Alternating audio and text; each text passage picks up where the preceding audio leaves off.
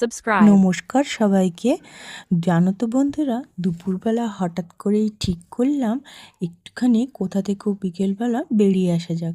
ছেলেটা পড়া করে একবারে হয়রান হয়ে যাচ্ছে, শুধুই পরীক্ষা পরীক্ষা পরীক্ষা। একটা পরীক্ষা শেষ হলো তো আরেকটা পরীক্ষা শুরু।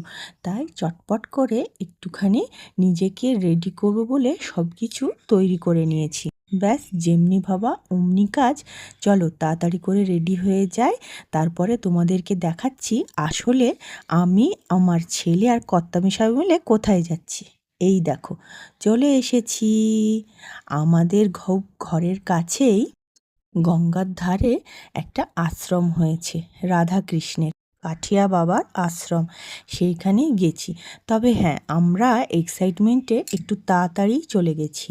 5টা এখনও বাজেনি, আশ্রম খোলার সময় 5টার সময়। তাই একটু আশেপাশে ঘুরতেই দেখি ওমা সামনেই একটা খুব সুন্দর ঘাট। তাই একটুখানি দাঁড়িয়ে গঙ্গা দর্শন করে নিলাম। টাটা।